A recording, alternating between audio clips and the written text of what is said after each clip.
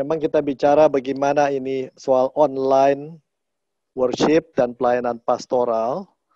Ini tentunya ringkas sekali sebagai saat kudus ya, bagaimana melakukan hal ini. Jadi saya mulai dengan ingat satu ayat, 2 Yohanes 1 ayat 12, kata-kata yang mengatakan gini, sesungguh pun banyak yang harus kutulis kepadamu, aku tidak mau melakukannya dengan kertas dan tinta, tapi aku berharap datang sendiri kepadamu dan berbicara berhadapan muka dengan kamu, supaya sempurnalah kasih sukacita kita. Kalau kita lihat manusia ini sudah melalui evolusi yang cukup panjang mengenai modus atau cara berkomunikasinya. Dulu komunikasi itu harus tatap muka, mulut dengan kelihatan mulut dan dengar suara. Modal kita berkomunikasi suara dan melihat mimik atau gerak-gerik. Itu komunikasi lisan adalah pedoman pada zaman dulu. Satu titik tertentu kemudian orang mulai menemukan tulisan bisa dipakai untuk alat komunikasi, maka terjadi sesuatu hal yang baru. Sesuatu bisa disampaikan melalui tulisan, dan ini ada kelebihannya dengan komunikasi ini, apa yang dulu pernah dikomunikasikan bisa disimpan dan orang di masa depan bisa baca. Kalau omong saja apa yang dibicarakan setelah itu kan habis begitu ya. Kita tidak tahu itu masih benar dikatakan atau tidak. Tapi kalau ada tulisan ini alat komunikasi membuat kita bisa menyimpan satu. Tapi kemudian hari kita tahu ada radio, dan setelah ada radio ada bersama itu dengan telegram. Setelah itu kemudian internet. Internet itu sebenarnya sudah jauh lebih lama ada daripada yang kita tahu. Tapi masuk ke Indonesia itu pertama kali dengan adanya seorang bernama Sanjaya. Dia di UI menggunakan ranjang susun untuk taruh server-server dia, dan mulailah apa yang namanya Indonet ID. Itulah pertama kali manusia bisa pakai internet di Indonesia, dengan dia punya 120 pelanggan dan tidak nambah 2-3 tahun. Akhirnya pada waktu itu Pak Bustanil Arifin, ponakannya, dengan saudaranya Ibu Mega, ingin membuat internet, cuma tidak tahu metodenya. Saya dihubungi, maka bersama kami melakukan sesuatu begitu ya. Dan impian saya waktu itu hanya satu, sampai desa-desa orang bisa pakai internet. Tahun 1996 kita memulai, dalam waktu 3 bulan kita bisa mendapat hampir sekitar seingat saya 30.000 pelanggan. Padahal target yang diberikan pada saya 30.000 pelanggan dan 2 tahun. Sejak itu internet dipakai di mana-mana, cuman kita tidak sangka adanya dulu hanya untuk email, tapi kemudian ada website, kemudian apalagi sekarang sudah dengan ada handphone dan lain-lain, ini jadi bagian hidup kita. Nah, tapi mari kita lihat tuh gereja di luar negeri apa yang terjadi ya. Apa yang terjadi? Perubahan-perubahan ini tentunya ada plusnya dan negatifnya. Di tahun 1996, sebuah studi merekomendasikan gereja agar sigap memasuki dan hadir di cyberspace, yaitu di dunia internet. Atau mereka akan ditinggal warganya dan kemampuan memberi kajian, pemaknaan, dan nasihat pastoral, serta pertumbuhan teknologi digital akan pudar, terutama untuk kalangan pribumi dunia digital. Jadi di kalangan dunia digital tuh ada yang namanya pribumi dan non-pribumi. Yang pribumi itu artinya begitu lahir, dia sudah pegang HP barangkali. Sudah mengerti artinya download. Yaitu anak-anak yang memang sudah lahir ketika kita sudah pakai internet. Tapi ada yang non-pribumi. Non-pribumi sebagian besar kita barangkali yang ada di sini.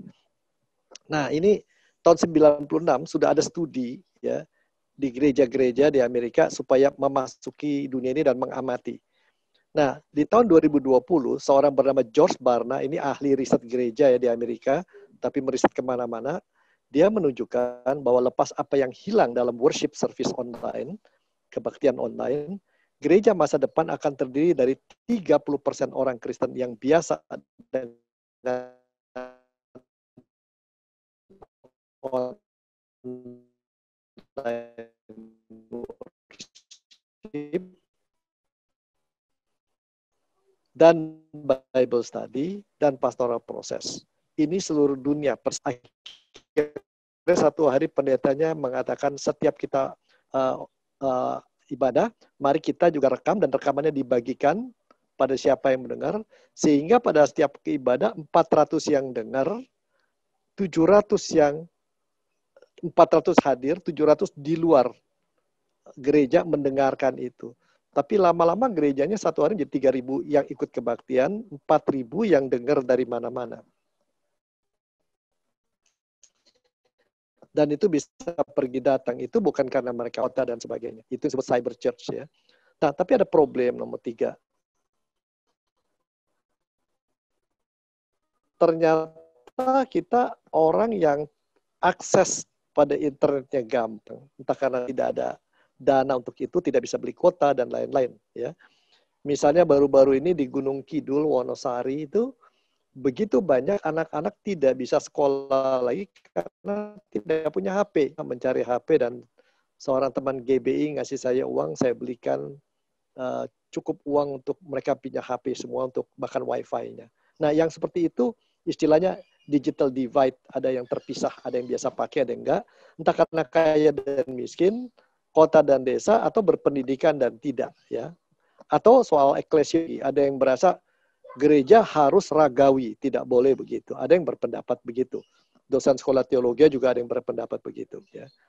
Nah ini realita di luar negeri. Tapi mari kita lihat di luar negeri itu pada tahun 2015 perkembangannya, mengatakan 14, 96%. 2015 lebih lagi dari itu. Umumnya mereka pakai word processing atau menulis di komputer itu tahun 2000 59%. Penggunaan internet tahun 2000 cuma 24%, kemudian 2014 39%. Penggunaan email, jadi semua terus meningkat. Ya, terutama email dan lain-lain. Nah, kalau kita lihat gambar ini, di atas adalah intensitas peran teknologi digital. Ada gereja yang menggunakannya adalah dalam bentuk hanya live streaming. Pendetanya khotbah di film, lalu ditaruh di YouTube atau dipancarkan dengan bermacam cara. Tapi ada juga yang hanya melakukan pendetanya tanggal 27 September mesti khotbah, tanggal 20 direkam saja. Jadi di pre-record. Direkam, tanggal 27 baru dipancarkan, lalu disimpan. Orang bisa ambil data lagi. Tapi ada lagi yang lain-lain. Misalnya kombinasi. Ya. Dia di streaming, bisa tonton di YouTube, seperti yang dilakukan Sabda. Bisa dilihat di Instagram Live, bisa dilihat di berbagai-bagai tempat, di Facebook, dan sebagainya lah. Bahkan ada juga sekarang Spotify dan Google Podcast dan lain-lain. Jadi ada macam-macam, ada yang satu macam sampai ada yang bermacam-macam. Ini intensitas penggunaannya. Ya. Lalu tingkat kebaruannya, ada yang kebaktian seperti hari Minggu onsite biasa, hanya dibikin recording. Jadi urutannya dan lain sampai 2 jam kadang-kadang ya. Nggak peduli orang bosan, nggak bosan, pokoknya begitu gitu caranya. Ya, entah yang pre-record atau yang live streaming. Tapi ada juga yang menyadari, nggak mungkin orang suruh duduk depan layar selama 2 jam. Maka dipersingkatlah, kalau lagunya biasanya 3-4 bait, dibikin 1 bait aja. Khotbah pun singkat, padat, tapi benar-benar powerful. Nggak pakai core banyak-banyak gitu ya, dan sebagainya. Lalu bahkan ada yang punya kerangka dan pendekatan simbolisme yang baru. Sebuah gereja misalnya membaptiskan anak, kebetulan dia baptis percik, pendetanya ngambil air di gerejanya, mengangkat tangannya, lalu ketika aku membaptiskan kau dalam Bapa, Putra, dan Roh Kudus, orang tuanya di rumah memegang sing bayi, si orang tuanya meletakkan ke kepala anaknya. Jadi tidak datang ke gereja. Alasannya tidak datang ke gereja itu, alasannya adalah memang kita mungkin kuat badan kita atau tidak kelihatan gejala penyakit, tapi kita tidak bertanggung jawab bisa membuat orang lain yang lebih lemah kena. Kita tidak boleh hanya memikirkan diri kita, tapi orang lain. Alasannya begitu. Sehingga dilakukan kerangka pendekatan yang baru seperti tadi. Nah ini kurang lebih gini mengenai bidang online. Nah tapi kalau kita lihat ini contoh hasil riset pada bulan Mei tahun 2020. Ada nggak gereja ini sekarang punya departemen atau divisi atau tim atau komisi khusus divisi digital seperti tadi Abalaf di Kelapa Gading bikin gitu ya, Abalink gitu ya. Nah situasi di Indonesia kalau kita lihat Ini ada gereja yang mengatakan tidak ada, gereja yang anggotanya 1-50 orang, ya, yang mengatakan tidak ada divisi digital atau community adalah hampir 60%. Yang ada cuma 20%. Sebelum pandemi 20,2%, pada saat pandemi baru bentuk 20% juga. Ini gambaran se-Indonesia dengan responden sekitar 400-500-an orang. Diambil studinya pada bulan April, Mei ya, Mei seluruh Indonesia oleh Bilangan Research Center. Nah, tapi kalau gereja yang anggotanya 51-200 orang, 42,6% saja yang tidak ada departemen seperti ini. Yang punya dan sudah membentuk sebelum itu adalah 32%. Tapi gereja yang di atas 500 orang sudah 71,1% yang sudah membentuk tim khusus. Dengan kata lain, berapa besar mereka menyadari ini penting dan harus diinvestasikan waktu, perhatian, dana ke sana. Kira-kira. Apakah ini terkait dengan kemampuan keuangan gerejanya atau kepekaan para pimpinan melihat bahwa ini satu bidang penting, saya tidak tahu. Kita lihat.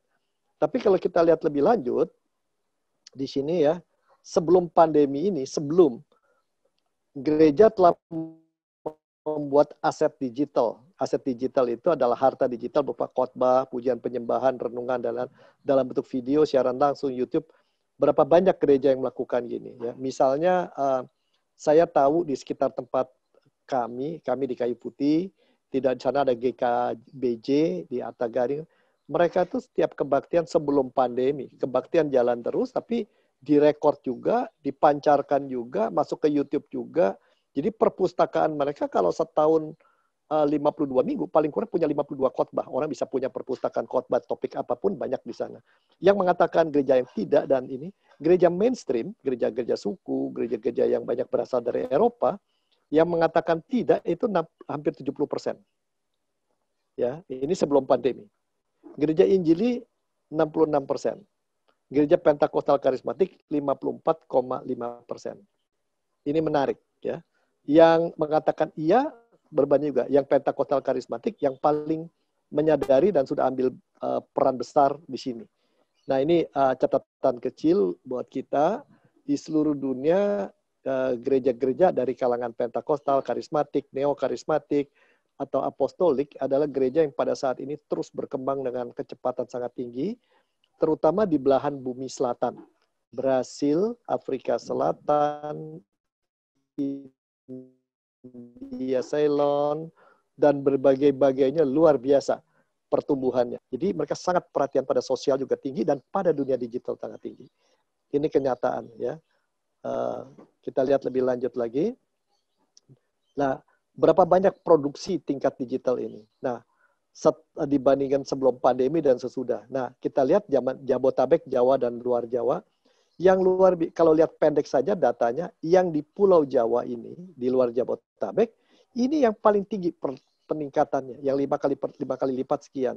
Ini juga meningkat, ini meningkat ya. Tapi semua secara umum meningkat, tapi yang meningkat paling tinggi adalah justru di luar Jakarta, Jabotabek. Entah karena sebelumnya sudah ada, saya tidak tahu. Tapi ini yang kelihatan. Nah, kalau kita lihat lagi ada pertanyaan. Nah, ini yang paling penting. Dari 487 gereja yang ditanya, berapa banyak gereja akan tetap melakukan ibadah live streaming atau recording setelah pandemi COVID-19 ini berakhir ya. Berapa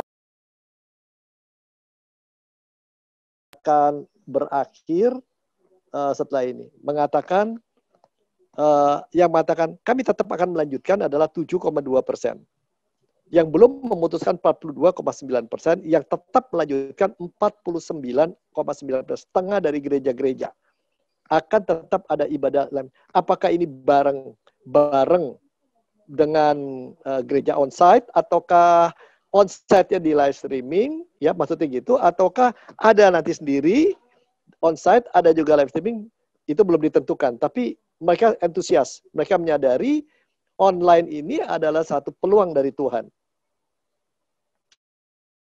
Ya, nah ini tapi kalau dilihat dari kembali lagi kalau dilihat dari aliran Mesef, ya. Tapi dibandingkan sama Injili yang paling siap lanjutkan, Injili lebih kecil dibandingkan sama yang mainstream. Ini menarik ya.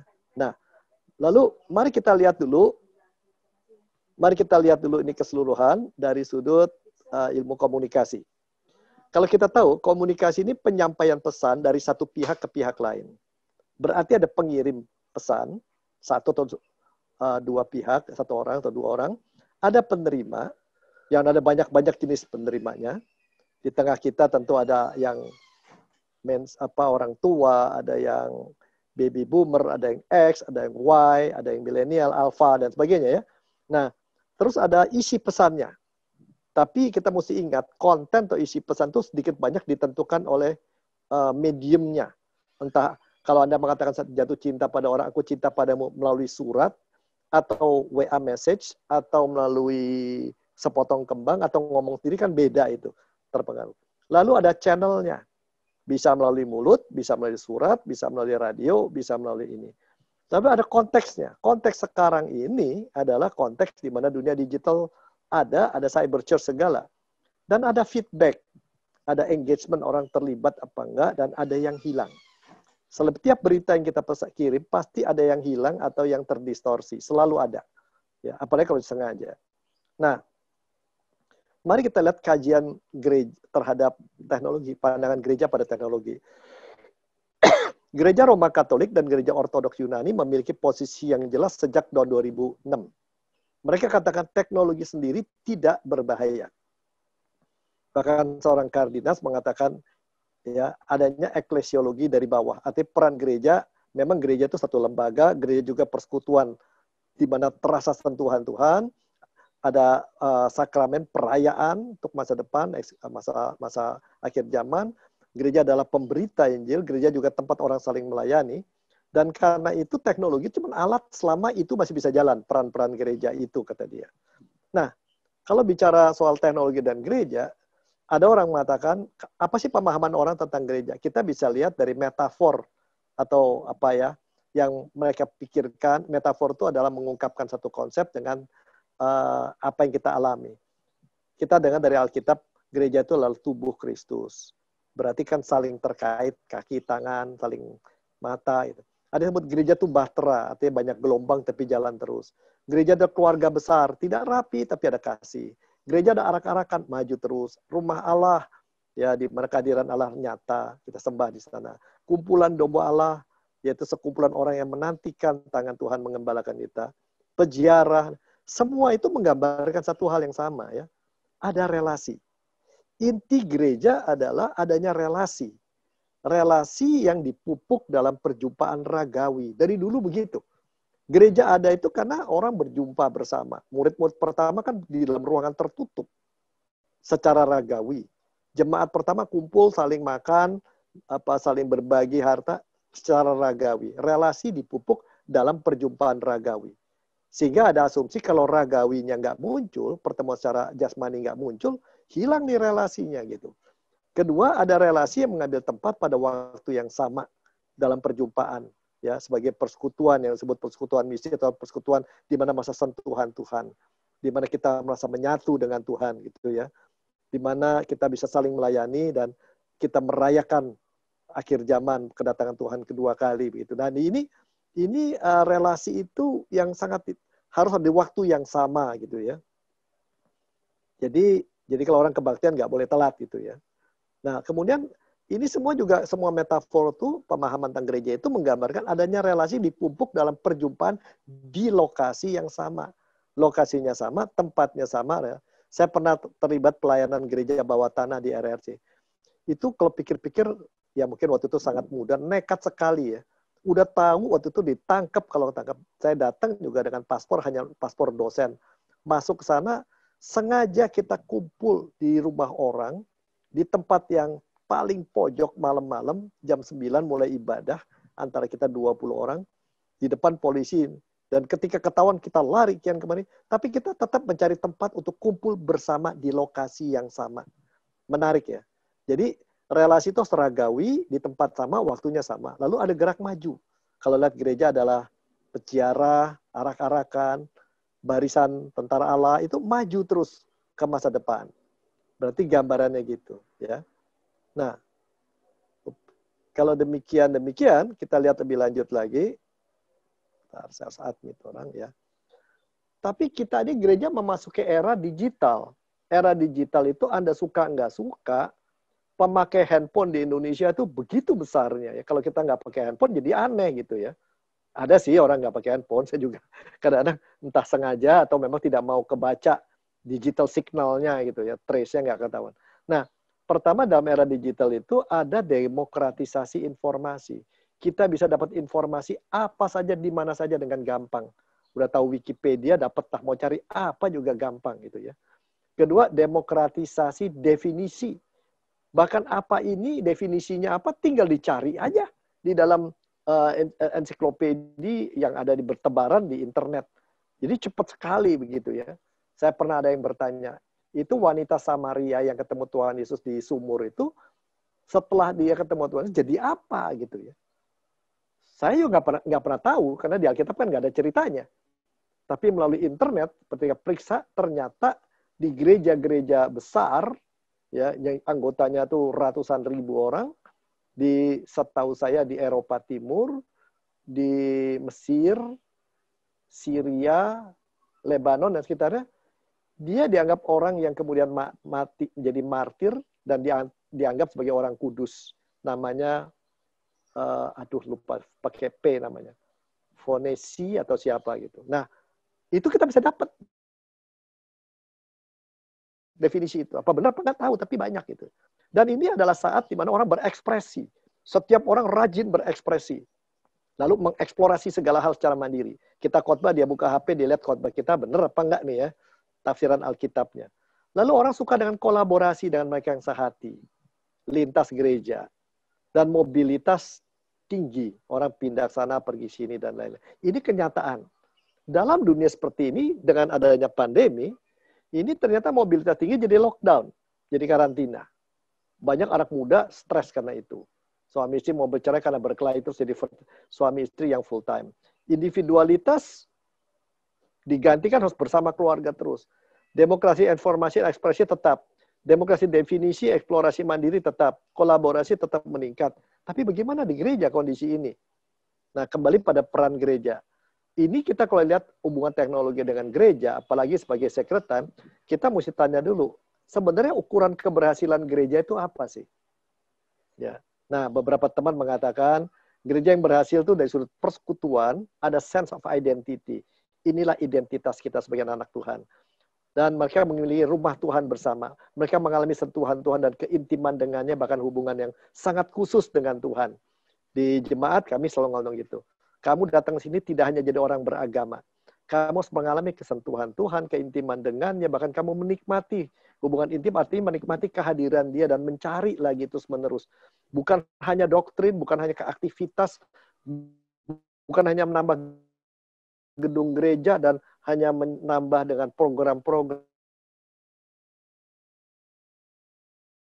Tapi kamu harus mengalami itu. Bahkan bersama kita alami itu. Banyak orang jadi Kristen tapi tidak berubah. Karakternya nggak berubah, kemampuan pelayanan nggak berubah, kemampuan hidup nggak berubah, komitmen nggak berubah, kehadiran di tempat kebutuhan dia nggak berubah, dia hanya mau di tempat yang nyaman. Jadi harus ada keintiman dengan Tuhan, dia mengalami perubahan terus-menerus karena itu yang diinginkan Roh Kudus setelah menjadi manusia baru. Ketiga ada kesaksian. Kesaksian itu dalam bentuk kerjasama, berangkulan dengan teman-teman seiman, saling peduli, menjadi inspirasi orang lain, membawa Injil ke tengah dunia di mana kita ada. Nah, ukuran gereja yang berhasil yang mengalami tiga-tiganya gitu ya. Mengalami tiga-tiga di gereja itu kental. Nah, sekarang problemnya dengan kondisi yang ada, dengan adanya online, potensi dampak negatif kehilangan perjumpaan ragawi dengan peningkatan online atau masuk teknologi gereja, bagaimana? Pertama harus diakui kalau kita lihat, terutama sekarang tajam sekali ya. Dengan adanya masa pandemi ini, percayalah, kalau Anda punya anggota jemaat masih 200, mungkin masih saling bisa lihat-lihatan, kenal, 60 orang akrab. Begitu anggotanya 700, percaya ada orang lebih sering Anda WA, lebih orang ketemu, telepon, tapi ada orang-orang yang mungkin tidak biasa, nggak ditelepon, nggak diangkat, 3 kali aja kita langsung udah nggak telepon dia lagi. Jadi ada jemaat yang terlupakan, tidak disapa atau merasa sendiri. Ini menarik sekali. Kami mencoba misalnya di Kayu Putih, dibagi tugas 6 pendeta masing-masing menelepon 50 orang. Kita coba begitu ya, 50 keluarga. Ada keluarga ditelepon itu nggak diangkat-angkat 5-6 kali. Telepon sekali nggak diangkat, akhir ke-7 kali nekat ya, kalau nggak dia telepon, udah deh. Nah, ditelepon baru diangkat. Ini dari mana? Kita katakan dari gereja, ada perlu apa? Kita hanya tanya Om sehat apa enggak, Om perlu masker, ada makanan cukup, dan terharu sekali mereka. Mereka bisa lalu mulai curhat lah, ya, dan lain-lain. Nah, yang seperti ini. Tapi kalau tidak begitu, kalau kita tidak mau bersama, pasti ada orang yang terlupakan dan merasa betul-betul di pojok, tidak bikin nobody gitu ya. Terus kemudian ada di tengah gereja kita orang yang biasa mengikuti teknologi, ada yang tersisih, yaitu digital divide itu. Oma-oma ya suruh cucunya minta tolong. Lalu ibadah, ada yang mengatakan ibadah cuma tontonan aja, seperti orang nonton film drakor atau apa gitu. Dan kemudian orang memilih pendeta dan lagu yang paling digemari, sehingga anggota boleh GKI, tapi mungkin dia lebih banyak nonton GKI atau nonton tempat Pak Steventong, atau bahkan orang Pak Steventong, dan seterusnya. Ya, sangat menarik. Wah, dari Bina Warga ada yang baru masuk ini, penerbitan. Ya, nah, jadi ini menarik sekali. Terjadi hal seperti ini. Jadi tidak selalu positif gitu ya. Bisa ada yang hilang dalam hal ini. Dan paling menarik adalah kalau ibadah online itu tidak streaming, tapi pre-record begitu dimasukin itu, nanti ada anaknya nonton jam 11, mamanya jam 7, bapaknya jam 3 sore, si kecil nonton mungkin jam 8 malam, ibadah minggu. Jadi nggak bersama-sama. Ini kan jadi nggak lucu nih kalau kayak begitu. Di mana unsur persekutuan tadi, relasi bersamanya yang ragawi, nggak ada. Tetapi, dampak positif era digital bagi ini dikatakan, saya masih punya 2 menit, Ed Stetzer mengatakan teknologi memungkinkan misi Allah terlaksana. Memungkinkan komunitas lintas ruang dan waktu. Nah, ini dia. Memungkinkan persekutuan lintas segmen. Anak-anak muda yang ada di Australia sekolah bisa ikut kebaktian hari ini. 2 bulan lalu Tuhan mengizinkan saya menolong seorang sampai dia mengenal Tuhan dan dibaptis, orang RRC. Sekarang tiap minggu dia mendengarkan firman Tuhan di Jakarta melalui internet dari RRC. Lucu sekali, gereja yang berbahasa Mandarin di sini. Tapi mungkin juga di sini pembinaan sesuai segmen online bisa. Jadi kita ada misalnya pembinaan guru sekolah minggu, pembinaan untuk profesional muda, pembinaan untuk ibu-ibu yang lagi bingung anak-anak belajar di rumah, pembinaan buat bapak-bapak yang lagi kehilangan pekerjaan. Itu bisa sangat tajam. Kita bisa buat demikian. Jadi orang tersentuh sesuai dengan kebutuhannya dan keinginan. Nah, lalu bagaimana kepersekutuan Allah dan sesama dapatkah disampaikan, dapat tercapai melalui online worship nggak? Memang yang hilang kebersamaan ragawi. Yang hilang menyanyi bersama. Coba nyanyi bersama-sama sekarang kita, suaranya kacau semua. Yang bisa hilang komunikasi 2 arah. Ya, nggak searah. Yang bisa hilang ulutan liturgis, tapi ini pun masih bisa dimainkan sebenarnya, supaya jangan begitu. Tapi yang bisa didapat, jangkauan lokasi lebih luas dan waktu lebih leluasa. Kami baru saja membuka kursus mini MBA tentang bagaimana menjadi entrepreneur Kristen. Tadi sudah ada orang mendaftar dari mana? Sidikalang. Padahal kami baru buka 1 hari. Kami batasi waktu peserta 30. Kalau hamba Tuhan dan guru nggak usah bayar. Langsung. Begitu banyak. Ini luar biasa. Bara Digital Ministry, ya, itu setiap hari ada khotbah jam 7, PA lah. PA khotbah ceramah jam 7 sampai jam 7.20. Setelah itu tanya jawab 10 menit. Terakhir saya dengar ketika membicarakan satu topik, saya dikasih tahu, Bapak yang dengar hari ini 24.200. Hah? Nggak salah. Nggak, 24.000 orang 200. Dari Manado, Sangir, Papua, Timor, sampai ke dekat Malaysia. Hah? Saya kaget juga. Kok bisa begitu? Itu jangkauan lebih luas lokasinya. Mini MBA kami ada yang ikut sampai dari Kanada gitu ya. Orang Indonesia di sana. Ini yang nggak bisa dilakukan kalau cuma onsite. Yang bisa didapat juga generasi pribumi digital yang sudah tidak nyaman dengan budaya gereja, buat dia bosen semuanya, balik ke tengah kalangan ini. Jadi ada positifnya. Nah, kalau kita lihat, tapi ada masalah. Nah, ini yang penting. Memerlukan digital mindset, pola pikir digital. Melihat ke depan, keterbukaan, keluasan, kesediaan tubuh, bersedia memulai sesuatu, bersedia gandengan tangan dengan orang lain. Ya, kayak tadi saya dengar rekan dari Abaling di puji Tuhan, jarak kita nggak sampai 1 kilometer. Mari Pak, berarti kita ketemu, mari kita saling berbagi apa yang kami bisa bagikan, pengalaman, dan seterusnya. Apalagi saya dulu dengan teman-teman Abalaf yang di jalan di dekat Gunung Sari di ujung sana itu biasa ketemu zamannya Pak Saminton dan lalu semua harus pakai data gitu ya. Kita 50-60 orang pun penting karena begitu Anda melakukan ini masing-masing orang membagikan firman Tuhan bisa berapa banyak yang dapat. Tetapi dalam pelayanan perlu tim ya. Perlu tim kalau mau bikin pelayanan. Tim komisi khusus digital. Dan kita mulai kumpulkan hasil khotbah dan sebagainya. Lalu segmentasi. Nah, ini jadi masalah. Problem terbesar melakukan ini, pemimpin atau pengambil keputusan, bahkan pendeta, ada yang ignorant. Artinya, abai, tidak tahu sama sekali, tidak pusing. Ada yang bereaksi, sekarang cepat, ayo, cuma dia sendiri belum ngerti. Ada yang pelan-pelan belajar. Tapi ada yang memang sudah jago, ya. Udah yang jago seperti Sabdani, sudah luar biasa, ya. Bara digital, dan lain-lain. Ya. Nanti kalau ada waktu, saya cerita tentang bara digital, teman Tony Ringkan itu, bagaimana seorang mahasiswa teologi, dia membuat pengharapan kekal digital ministry melalui Instagram, melalui itu. Bisa 400.000 orang yang dengar, luar biasa. Berapa banyak orang bisa dijamah itu ya. Nah, kalau dilihat berapa persen jemaat ikut ibadah online, dikatakan bahwa yang lebih dari 60-80% itu cukup besar ya, 31%. Nah, tingkat spiritualitas jemaat tumbuh nggak selama pandemi dengan adanya online? Ada yang mengatakan naik ya. Apa ya? Nah, ini pastoralnya. Bagaimana yang bisa dilakukan pastoral? Apa yang sudah dilakukan oleh orang lain?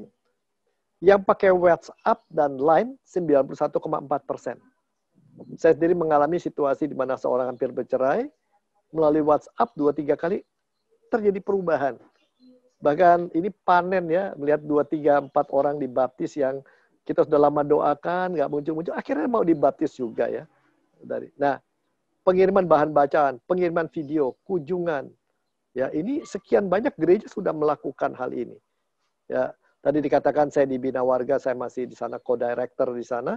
Itu Bina Warga juga bikin sekolah minggu, orang profesional, segala macam ada begitu ya. Nah, jadi kesimpulan kita, kalau lihat proses digitalisasi pelayanan, Jabotabek dan Jawa itu lebih cepat berkembang dari luar Jawa. Tapi nggak terlalu beda jauh kalau lihat angkanya. Gereja besar, aliran Pentakosta Karismatik lebih cepat ya daripada gereja aliran mainstream dan Injili. Ini menarik, Injili dan mainstream itu sangat hati-hati sekali ya. Nah, lalu 3 bulan dalam Mei, April dan sebagainya, yang punya komisi atau departemen digital menyadari ini kita mesti invest, kita harus menanamkan diri sini, harus memperhatikan ini 64%. Yang aset digitalnya, khotbah direkam, ini dibagikan ke orang, naik 2-5 kali. Ya. Ini di dunia awam saja, marketplace, sekuler itu tidak seperti itu. Jadi sekali lagi ini jangan-jangan jalan besar yang seperti Tuhan berikan, seperti pada Paulus, di Via Appia itu, bisa orang sampai ke rumah dan lain-lain. Tapi pertanyaan, bisa nggak manusia baru dapat terjadi melalui pembinaan online? Apa Roh Kudus tidak bisa mentransformasi kita melalui teknologi digital relasional yang baru? Nanti itu mungkin topik-topik berikutnya, saya catat-catat aja ini. Persoalan terbesar kalau udah bicara online ini, bagaimana engagement orang, bagaimana orang terlibat dengan itu, tidak jadi penonton aja. Bagaimana orang diberdayakan, bagaimana orang tetap merasa berluhur dalam hal ini. Oke, dari saya ini dulu, lebihnya kita bisa tanya jawab. Saya serahkan kembali pada Ibu.